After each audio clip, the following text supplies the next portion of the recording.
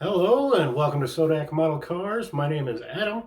Pretty rare sighting to see me in front of the camera, but we have a community question proposed, so it's a good time to get in front of the camera to show off what we're talking about. And it's also kind of a mini milestone for me, as this is my 100th video here on YouTube since starting back in August, and we've been maintaining our kind of 3 video a week schedule. And it's typically Monday mail and magazines. Midweek, we have our before you buy or box openings.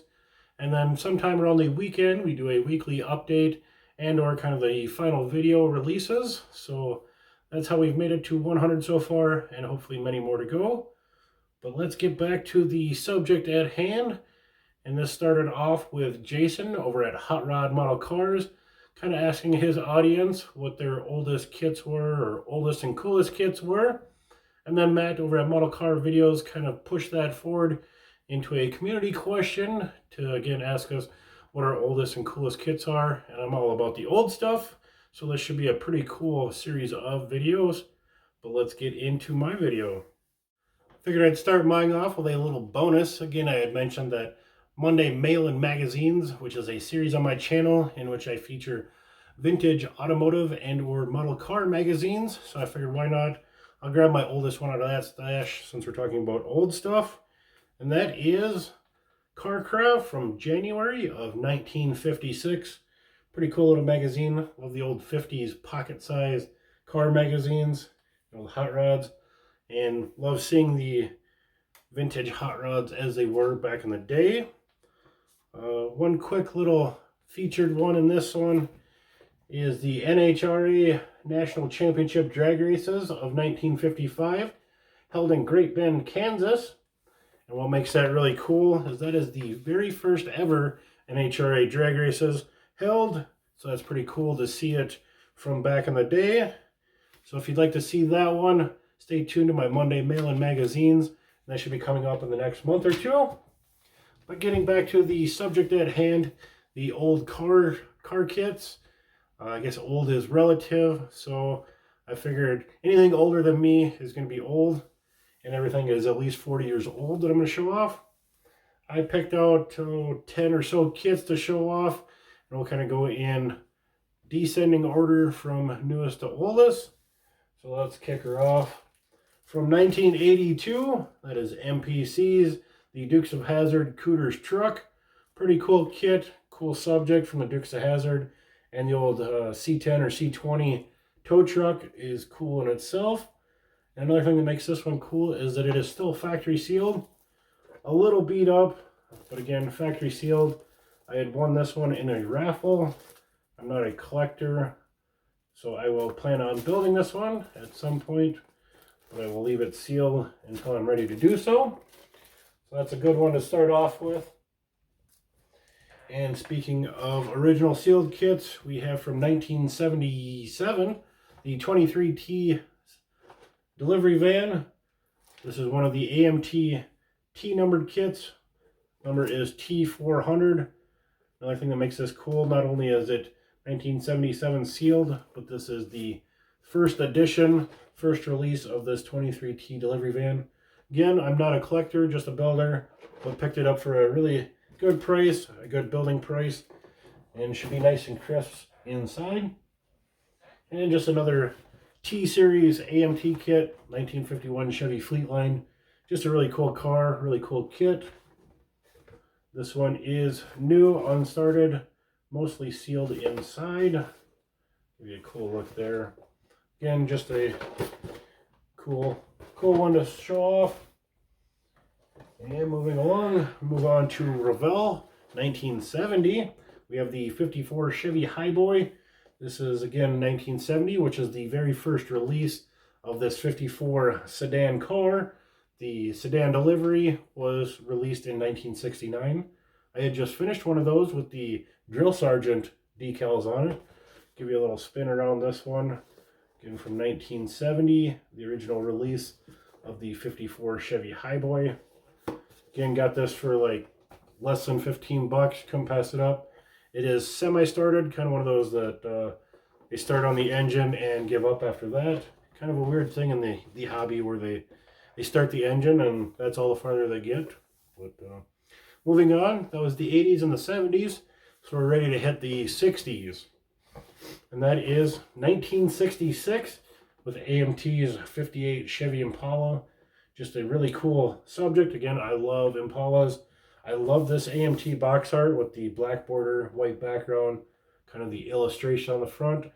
Got a gasser on the front. We got the a la Impala on the side.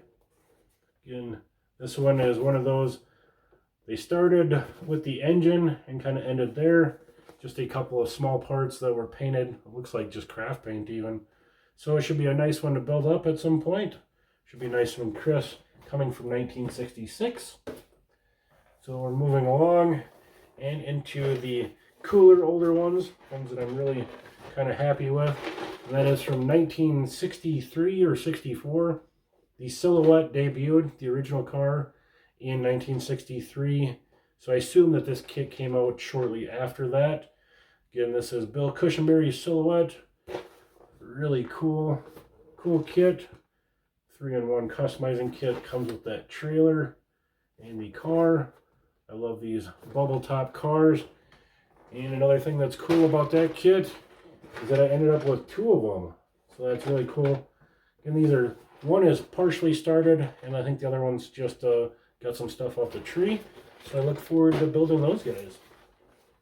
Just really, again, really cool kits and oldies. And let's move on. What was that, 63, 64-ish? So again, we got a stack here. These are all from 1963. And that is the Revell parts packs.